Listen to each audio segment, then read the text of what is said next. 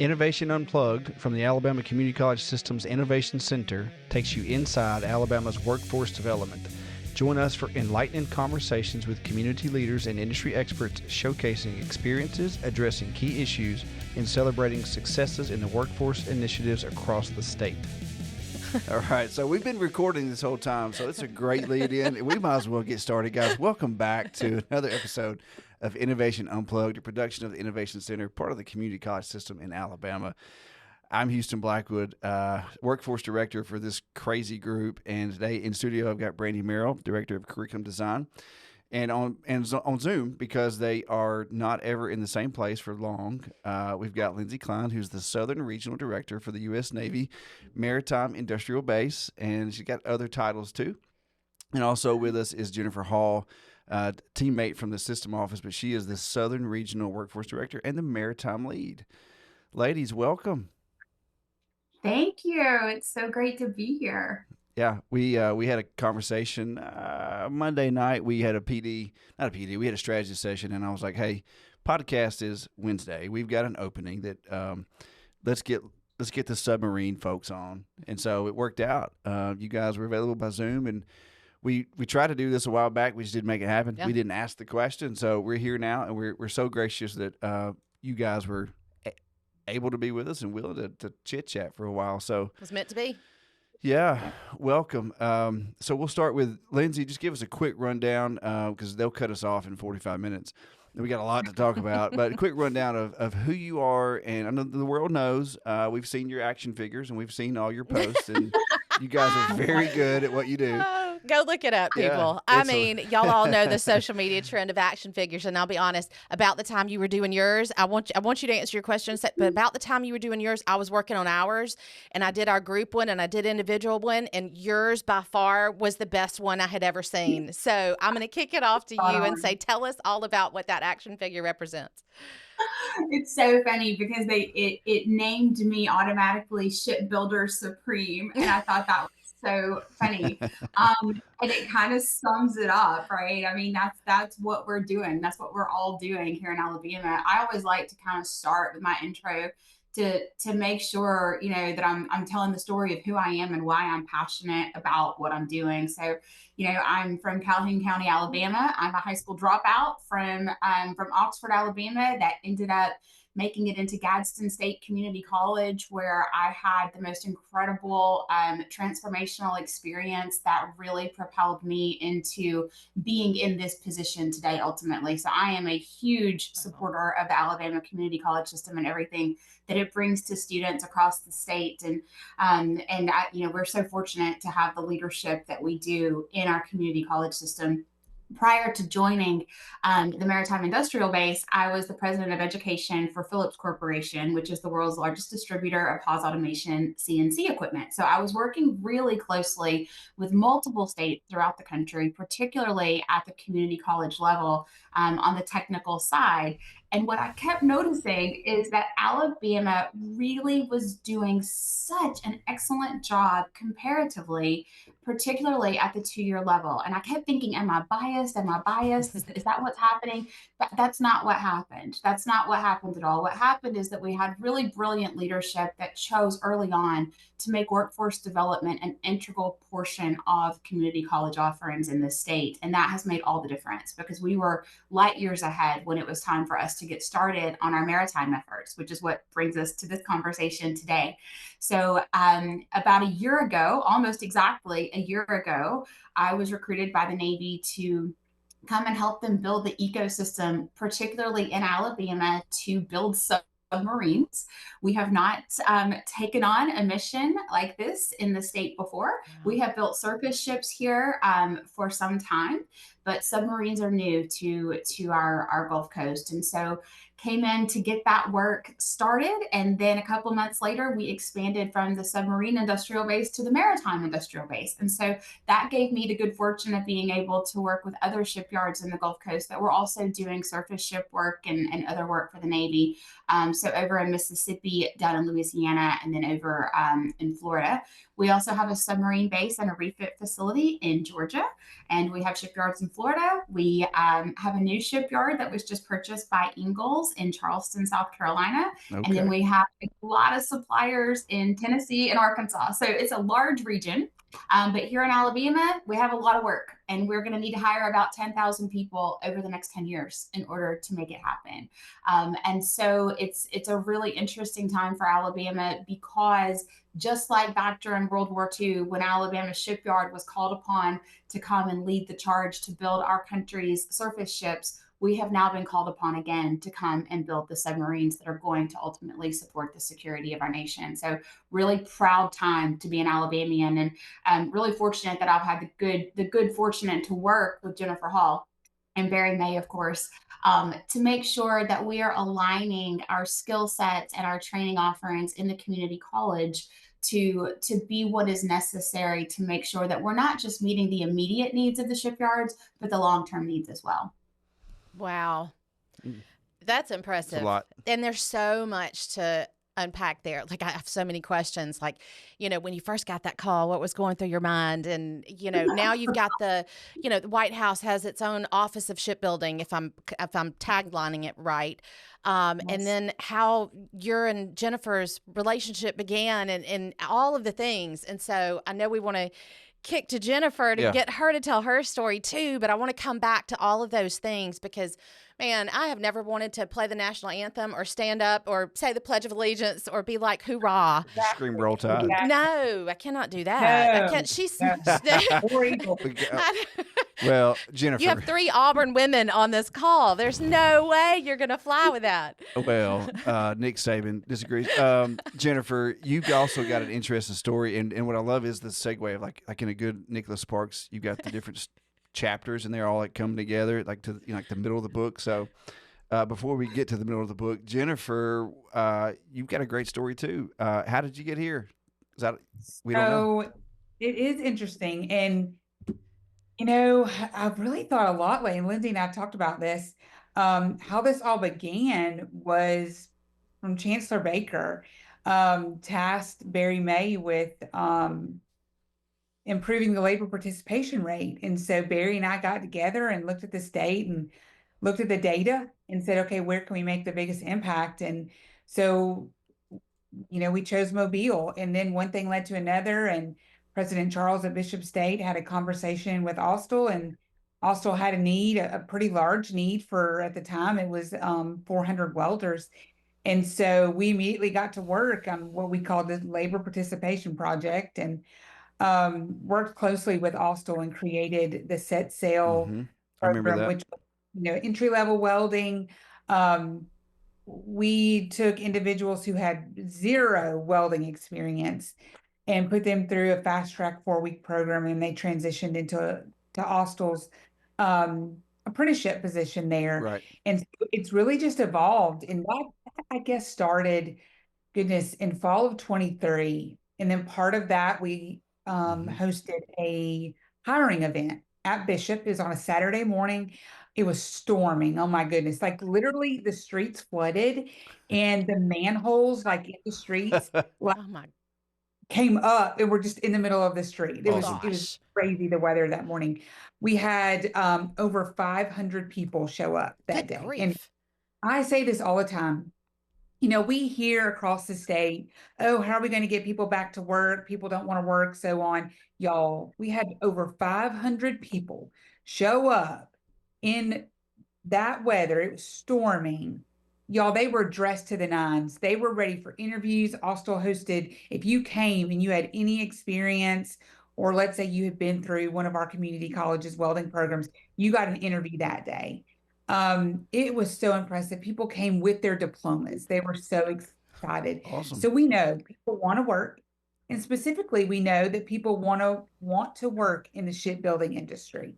And so that is so reassuring when, Lindsay talks about, we're going to need 10,000 workers throughout 10 years, but y'all, in the next 5 years, the numbers we've been given, we're going to need 5,000 or more in the short term. And we're already in to 2025, and those numbers were from 24. Wow. So we know it's just going to continue to increase. And now with the focus from the new administration, that's just going to grow. But so I'm kind of getting off track. But so yeah, we had that hiring event. And then I guess I got an email from Lindsay that said, hey, I never met Lindsay, heard great things about her. And she said, can we meet, over like a Zoom meeting or Teams meeting? And so we met and talked about some things. One thing led to another, and I was blessed in that I'll go back. Lindsay was going to host a meeting at Allsouls roundtable discussion, and it was on a holiday. It was on June, was it 19th of last year? Mm-hmm. And so I think one thing happened. I think Barry was supposed to go. Barry couldn't go, so I got to go. And y'all, that was the beginning. Lindsay and I connected in person, and we've hit the ground running. And I think to think about what we have accomplished, and really since June of last year, in less than a year, is just phenomenal. We have this incredible partnership with Austal. I talk to them every day. Bishop State, Coastal Alabama, work very closely with them, then Reed State and LBW as well. So yeah, that's kind of a very brief summary of everything we've done. I feel like I should probably buy a house in Mobile as my second. Yeah, probably so. I found out yesterday that my sister is moving to Virginia. And I was like, well, Virginia's kind of like my other home. I spend a lot of time there too. So it's kind of worked out. That's cool. That's cool. What a story. Go ahead. Well, I was just going to say, all it took was like that one email, that one meeting Barry couldn't go to. And you just never know. And I know I've said this 1,000 times, but you just never know in life. And you try to tell your kids, hey, you never know what's coming around the corner. You think you can anticipate, and then you can't. And then all of a sudden now, here y'all come into this probably what I would imagine is a very male-dominated industry, and here come these very two strong, independent women to conquer the maritime workforce need in the state. And so I am amazed, and it's the cool factor is pretty high. It's interesting that you brought that up because the president of Austal is a woman as well, Michelle Kruger, and one of the most phenomenal leaders I've ever met. And so it's been really interesting. I was recruited by a woman. My boss is a woman, right? There's a lot of females in this industry. And if you go back and you look at World War II and what was going on down in Mobile, it was the women that were building the ships back then. And they were really innovative in the way that they approached it. One of the things that we talk about a lot in workforce, as you both know, is wraparound services. Mm-hmm. And I go back and I think about the way that they did that, during the war, and it was them taking care of each other, right? Yeah. And so if Lucy's on a shift, then Sally's taking care of Lucy's kids, and then vice versa. And it's a really interesting way to look at it. The shipbuilding industry, I was not part of at all prior to a year ago. This has all been new to me. And I'm telling you, it is an incredible blessing to get the opportunity to know the people who are a part of this culture. This is so much more than just about building ships. I mean, shipbuilders are proud people. They are talented people. They are some of the most interesting people you'll ever meet. And you'll find the same when you get into the culture of the Gulf Coast. So a lot of us were born in Alabama, a lot of us were raised in Alabama, but not many of us really have had that firsthand experience with the magic of the culture that is the Gulf Coast. So that's part of the way that I view my job. That's part of the job that I do, is making sure that everyone all the way up to the shoals understands, hey, this is what's going on down there. And it's something that we all get to be a part of. It's not just a waterfront mission. This is something that affects every last one of us. Yeah, it's cool because it's the fabric of the state. But then at the same time, it's also a massive initiative, which I'm sure we'll talk about later, a massive initiative of this administration. And so, there's a whole lot there that's exciting. One of the things we've also learned throughout this, or at least I know I have, is no matter where you go in the country, you find that Alabama has such a huge impact on the shipbuilding and maritime industry as a whole. When you go to Virginia and you walk in their apprenticeship school and you see their director and you're like, I know you, she's from Alabama. Yeah. Or when you go to Mississippi and the woman there that's leading a lot of their efforts, who I know y'all know, Courtney, from Alabama. So it has just really been amazing at the people from Alabama who are really leading and changing this industry. It's awesome. Is that Courtney Taylor? Yes. Yeah, she hired me at Calhoun, and she left. I took her job as director, and then when this innovation center came on, she was like, "It's a dumb idea. It won't work. Don't take that job." So 5 years later, look at me now. Like 5 years later, Courtney, we've talked since then, but love her. Like she gave me a chance, and I didn't know anything about workforce. I was a teacher, so what did I know? But it's cool to hear that story, and Courtney is much like you three, I can tell. I know this one well, but anyway, what's been your biggest hurdle? We'll go with Lindsay first, then Jennifer. The biggest hurdle in getting this off the ground, because I heard the initiative of now we need subs, and I think I know the geopolitical reasons for that. We can go there if we need to, but certainly just the economy and the workforce in Alabama that Jennifer talked about. But what was the biggest hurdle to get this off the ground? Yeah. I think it ended up being more of a blessing than it was a hurdle, and such an opportunity for us to really change the nature and the landscape of this work. It's that we have a lot of shipyards. We are blessed with a lot of work on the Gulf Coast, and so we don't just have Austell, we have Alabama Shipyard, which is, and we have Mobile Naval Yard now. We have Bollinger, we have Ingalls, we have Eastern, Bollinger has another shipyard down in Louisiana. So historically speaking, there has been some type of competition for workforce, right? And we wanted to make sure that we were figuring out every way possible to alleviate the competition nature of this. We could work together, right?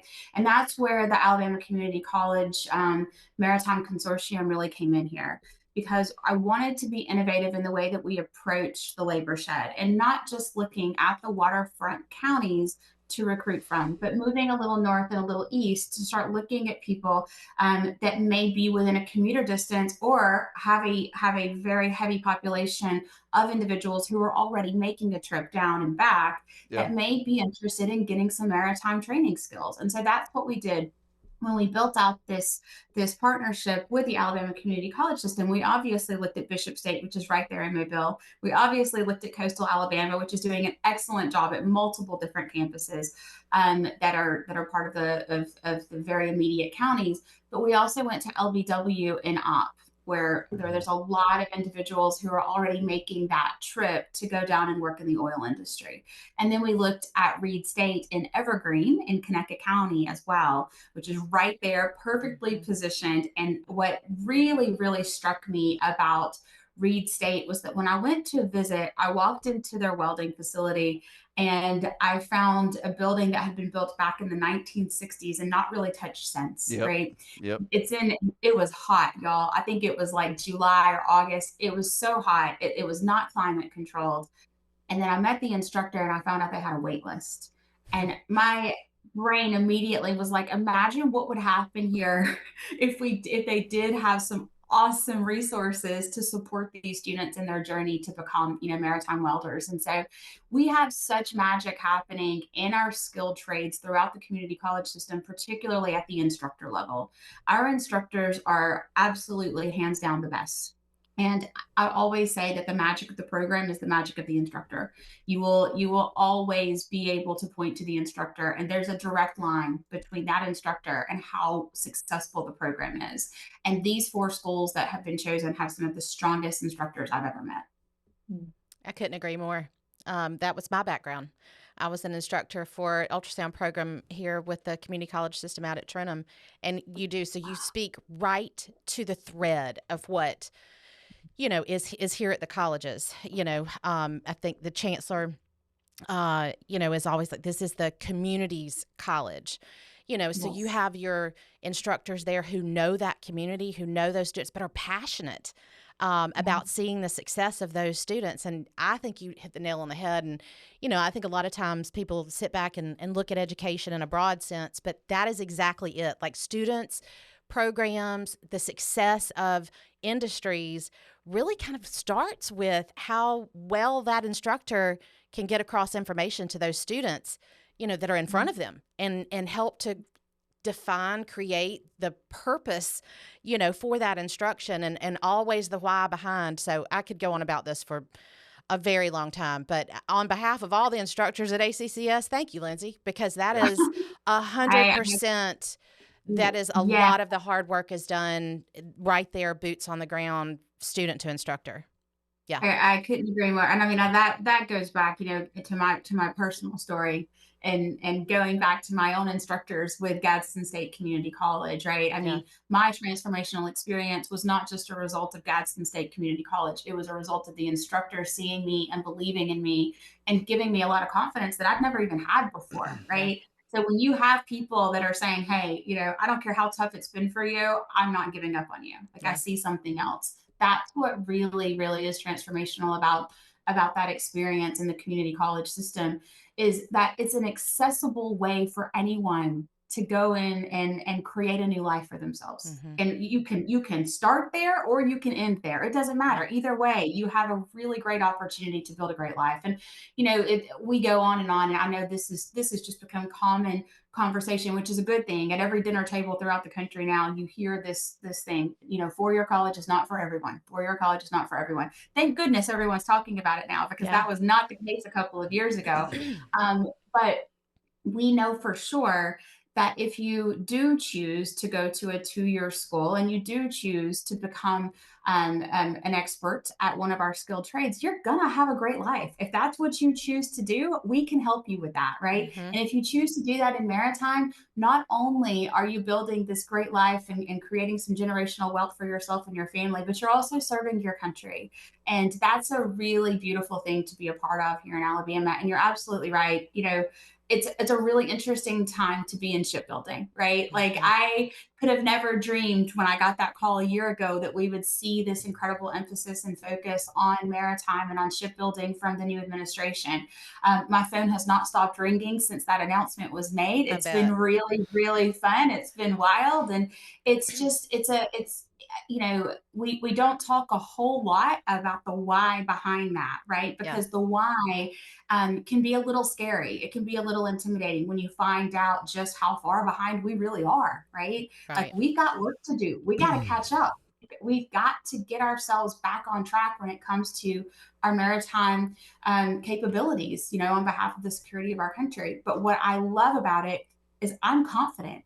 And the reason I'm confident is because they called Alabama, right? Yeah. And there's nobody in this country that they should have called first. It was us. And so I feel 100% sure that on the submarine front, we are in very good hands with what's going on down in Mobile.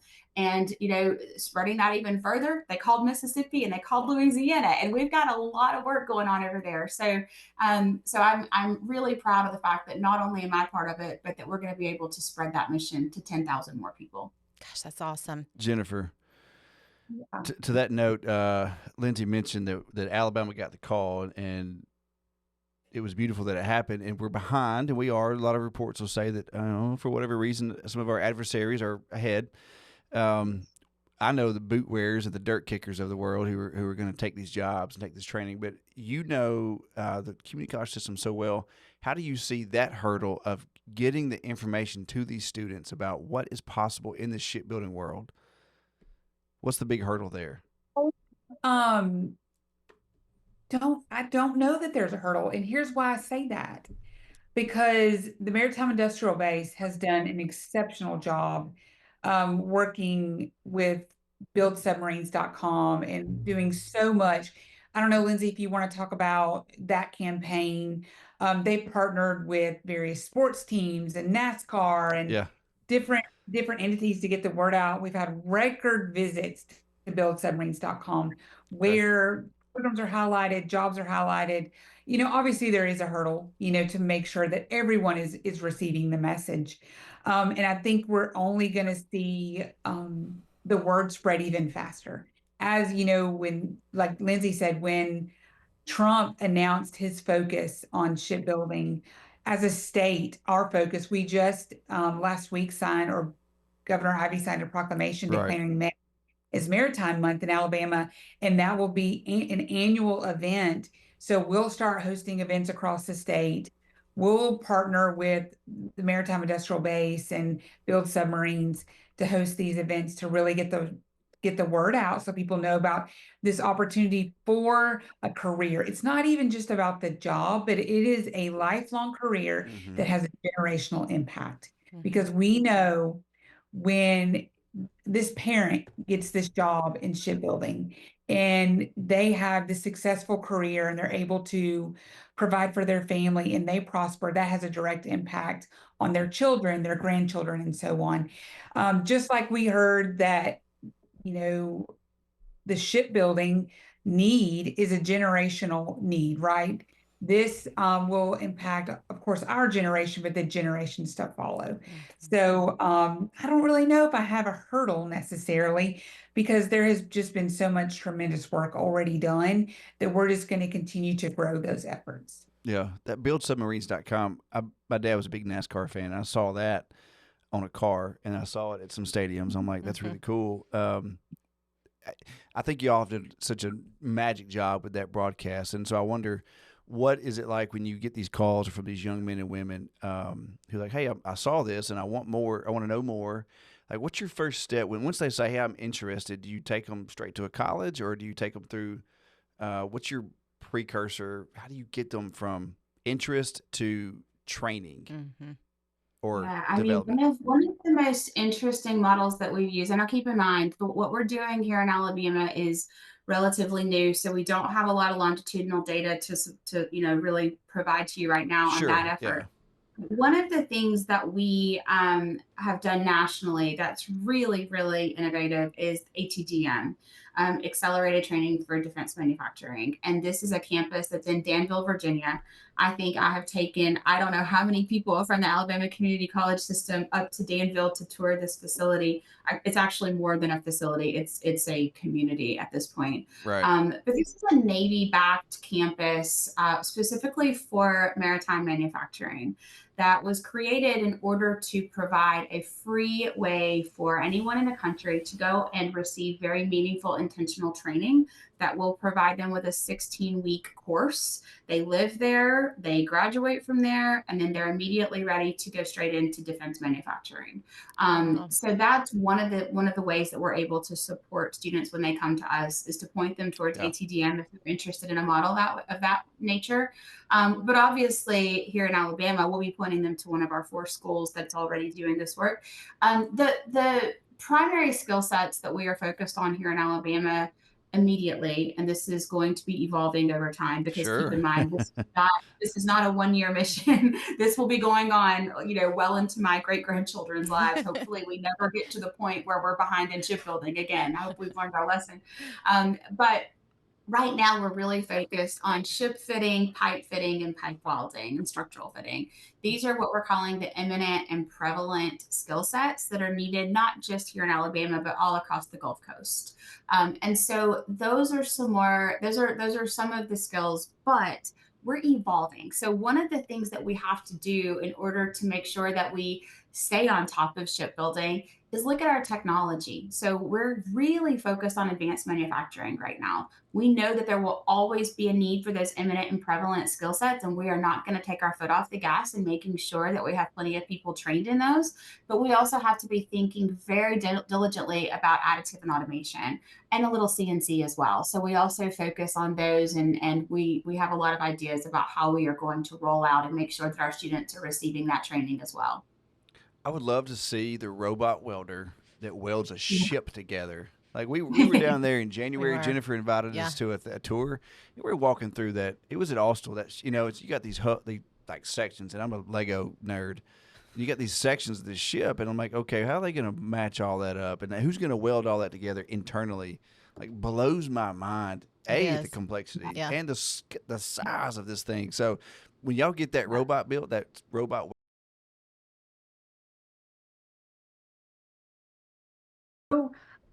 One thing we've heard from Austell is they don't currently have a lot of robotic welding. They have the one one room. But a lot of it is just human. Yeah. I know. Yeah. And the skill that these individuals have. And y'all, if you think about in the skill that these individuals have when they are welding this metal for a submarine, y'all. Yeah. And it's Yeah. how in the ocean this is going to go. Just to think about, y'all, let me tell you, if you are welding or ship fitting, pipe welding, whatever it is on a submarine, you are the best of the best. Yeah. That is one thing we have learned, and your skill level is unmatched across any other industry. That's incredible. That is one thing I have learned throughout this. And y'all, the Alabama Community College system is going to be producing the best of the best. That's right. That is the process we're going through now to realign our programs. And we already produce very skilled welders. But when you think about the weld quality that it takes on a submarine that's going to go to the depths of the ocean, that this is next level. So it's really cool. And I get, as y'all can tell, really excited about it.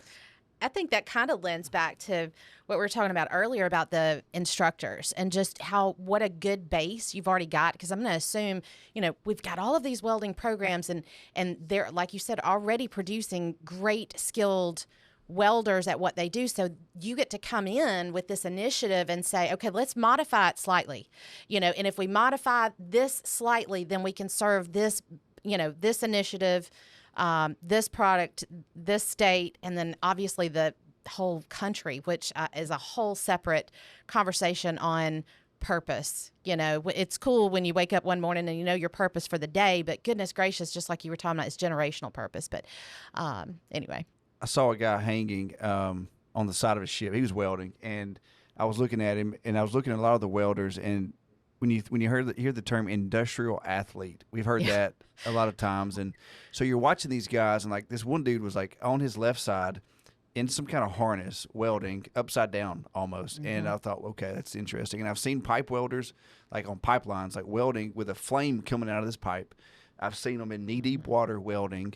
And so I just think, like, as you go out and tell this story and recruit these young men and women, like you're like, oh, you're going to be a welder. Okay, what does that look like? Well, you might be upside down on fire, next to fire or something. Like, it's crazy. So how do you tell that adventure part? I was a teacher. I was in a classroom that's air conditioned and my whole life. Yeah. But, like, how do you sell that experience to these kids as you're going out? I mean, it's superhero stuff, right? It is, yes. It is. And it's interesting though, and I mean that. That's what we say. This is superhero stuff, right? When you are talking about, to Jennifer's point, welding on a submarine, those welds matter. Those welds are protecting our submariners that are protecting our country, right? Yeah. Like those welds really are a matter of national security, right? And so every single person that is responsible for making sure that submarine is welded properly is a hero, right? Yeah. Agreed. DBIRC is the MEP that serves the Pennsylvania and Delaware region of the country. And they actually created these really cool, like, superhero trading cards. Like, one's a welder and one's a machinist, and awesome. I think it's a really cool way to kind of get the message across to students, and we are focused on K-12 as well. And it goes back to the attraction and recruitment piece of this. I always like to make sure that people know, listen, when you see buildsubmarines.com on a NASCAR or at the University of Alabama or at Auburn or at an MLB game, right? That is a response from the Navy to what we kept hearing for years and years and years. And what we kept hearing for years and years and years was an industry demand for more students to go into trades. Yeah. And so I say this all the time because I watched you do it. The community college system really responded to that. You responded.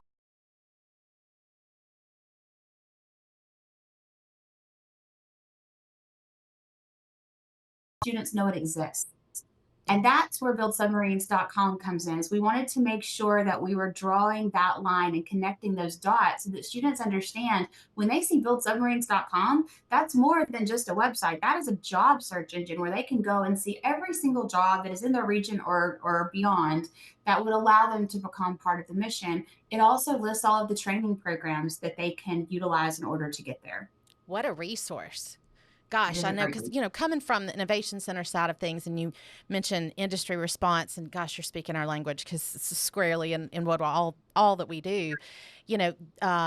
it's cool. It's cool to have that resource, because ultimately, I know Kayla and her marketing team every day strive to get that message out everywhere, right? And you've got a great message and a great story of, hey, if you want to, be an action figure, like that social media trend going around right now. If you want to be an action figure, if you want a really, really cool superhero job, come do this. I mean, that is one exciting message to get across to people. But at the same time, for those that might not want to hang off the side of the ship and weld upside down, if that doesn't necessarily, the superhero thing, appeal to them, I'll tell you from a personal perspective, and I think we could all probably go back to any point in time when something was meaningful and you got the why behind it, all of a sudden your perspective changed.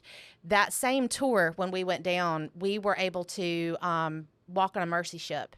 And so knowing that moment, it's going to be a core memory, because, gosh, this is really cool. And, Houston talks about, hey, well, a Lego guy, and I was watching all these parts be put together. I was mesmerized by all of those things too.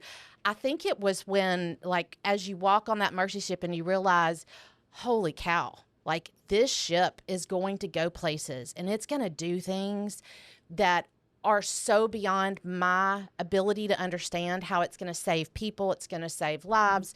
It's going to be there, when doctors and nurses have to be there, when you've got just the broad scope of all of that, put all the purpose and gift wrap package right there. And it was almost overwhelming, to be honest with you, was the meaning behind what is happening down there on that basis. So you can totally go sell this and message this to, gosh, this is exciting work. And it truly, truly is. But then that purpose behind it of, gosh, if they just could just see, like, this is exactly your story of, it's going way down deep, and here's the submarine, and here's what it's going to go do. But golly, that tug of the heartstrings of the purpose is just incredible. It is. Incredible. It really is. Jennifer, you have a long experience with the community college system, and now you've brought these this consortium, this Maritime Base, together, and every college has its own flavor, because they have different regions, different communities. And you mentioned it earlier, Lindsay, but Jennifer, in this state, they're territorial. Like, they'll fight you over a student that registers the wrong zip code. Not really. We love each other, but, like, how are you getting past that territory mindset that we've all had for so long? How are you working past that as a former territorial person? I was too, still am, about my home college. But how are you getting past that yourself? And then to tell other people, how do you get past this? Hey, let's all be this big, happy, unity submarine building champion. Oh, it's interesting because, yes, I mean, our colleges do have, our service areas, but I think a lot of people, especially in the South, will tell you that I was never, in large part, the person who was territorial. I've always had the mindset that we're in this together, and in order to make the impact, we have to work as a team and as a system. And I think that is very, very important to always remember, in my opinion. And so when we first started working with the 4 colleges, we had a conversation up front with the presidents and with the leadership, at the colleges. And we shared the mission, right? This is the need. This is the impact that this is going to have. It is critical to not just the state of Alabama, but our nation as a whole. Yeah. And y'all, our colleges didn't even flinch. Good. They jumped in, and we have not had a moment of anyone being territorial or how are you going to do this. They have come together. There right now, the welding instructors from the 4 colleges, who y'all, we looked up. I cannot put into words. We have welding instructors with direct maritime experience who have worked in shipyards, who have non-destructive test certifications. That's a big deal. That is a huge deal. So we just completely loved up, and y'all, I call it a God wink. Yeah. And I think right place, right time. I think the good Lord lined all of this up. Yeah. And when you look back, I mean, it kind of gives me chills just to think about it, to be honest with you. When you look at the last year and a half and everything that has happened and how our colleges have come together, and y'all, it's really beyond just our colleges. And I think Lindsay would say this as well. We have had every single individual that we have called, whether it is within state government, in DC, in other states, the answer has not one time have they said no. Yeah. Oftentimes we often experience the default as no. I've not experienced that, not one time. We never say no And either. And when I'll tell you this, when you called and said at some point in time, hey, would y'all be able to help us come alongside this innovation center? And we know that we'll at some point play a role in assisting, supporting, whatever that looks like. Our answer was unanimously, hands down, absolutely yes. So count us in that group of not territorial, here to support.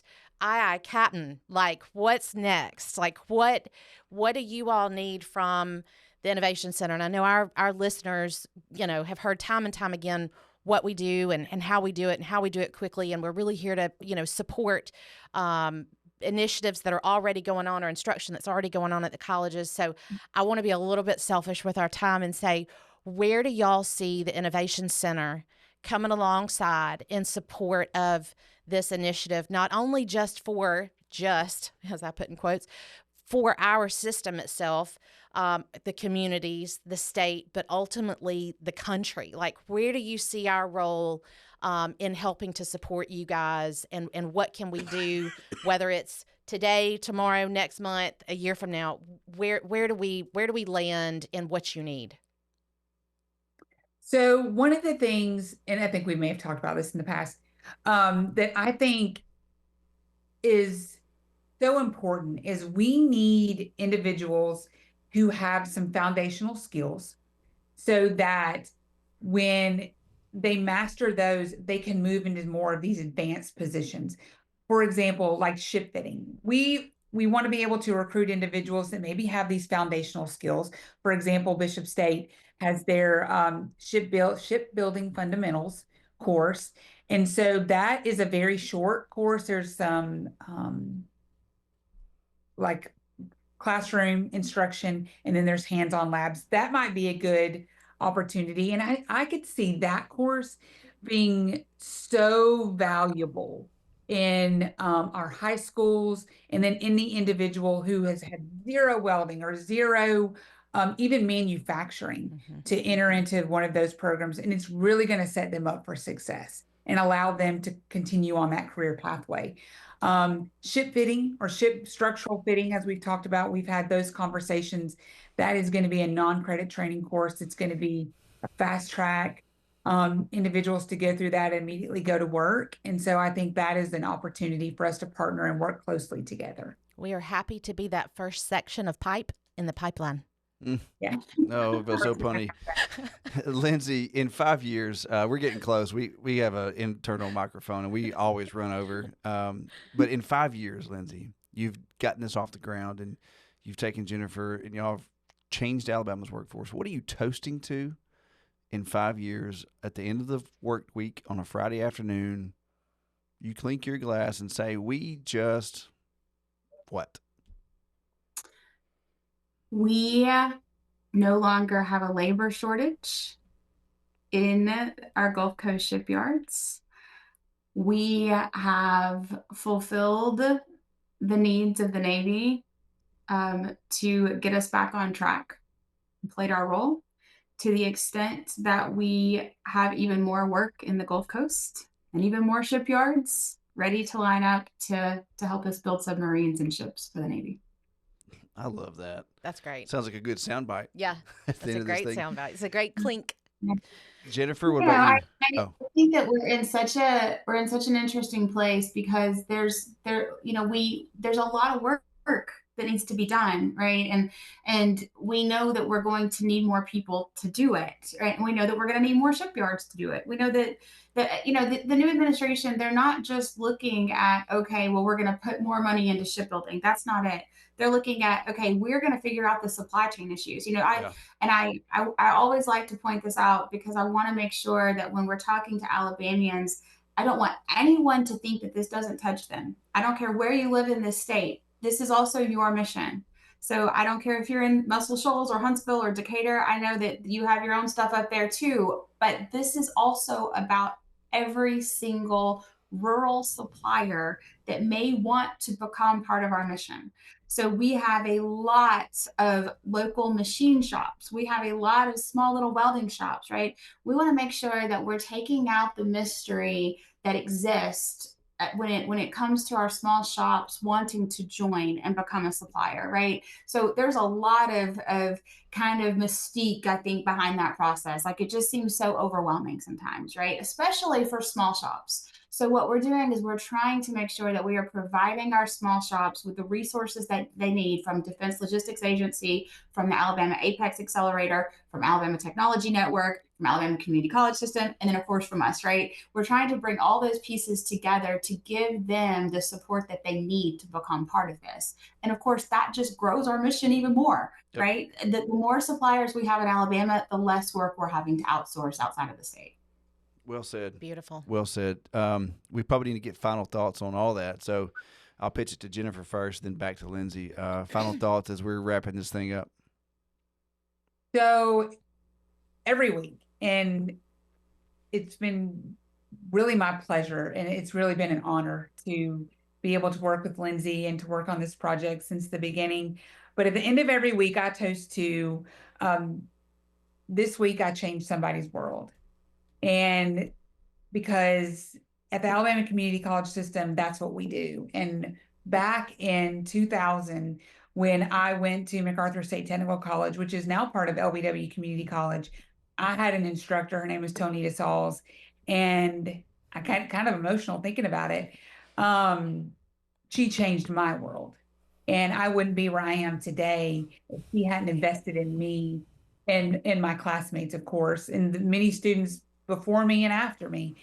So every week, if I've had that impact and I've been able to change the world, and it's funny, I had someone one time who was very frustrated with me look at me and say, "You think you can change the world?" And I look back at them and say, "I am."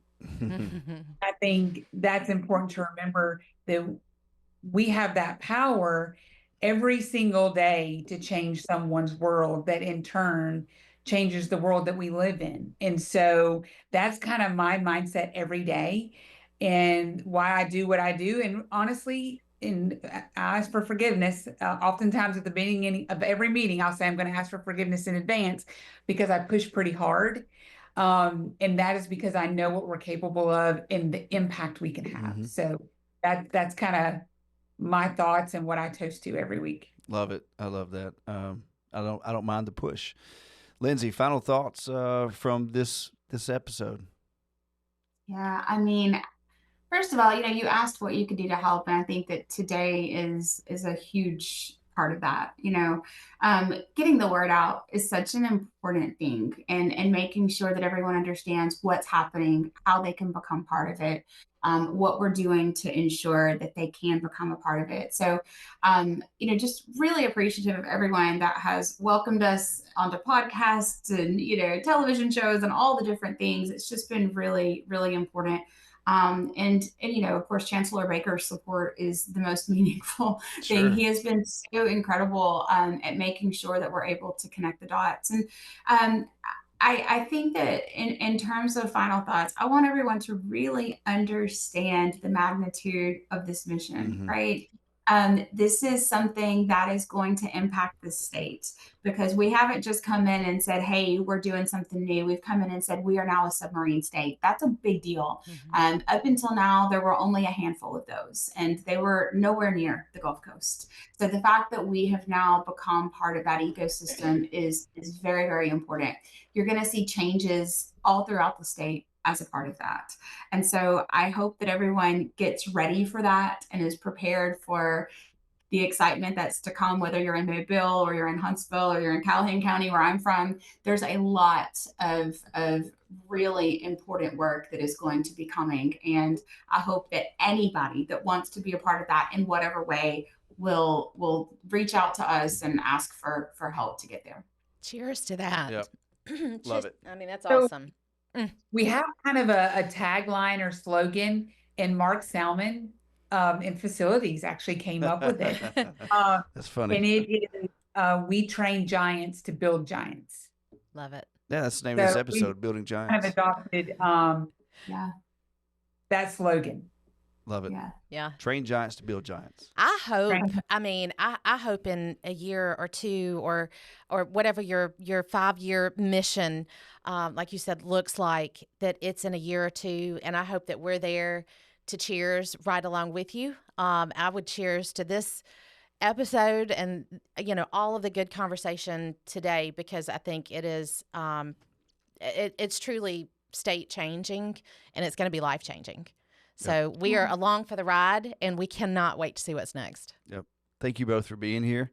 I know your time's very busy and y'all are moving fast. So thanks for the time, the beautiful conversation, and very, very patriotic. I'm feeling that little bubble in my chest too. I know. The bigger mission. I may have to add a little music to this one. Yeah, good stuff. But again, thanks for being here, you guys. Much, much appreciated, and good luck. Godspeed. Yeah. Be sure and like, subscribe, and follow on all podcast platforms. To all of our fabulous listeners, thank you for being with us today.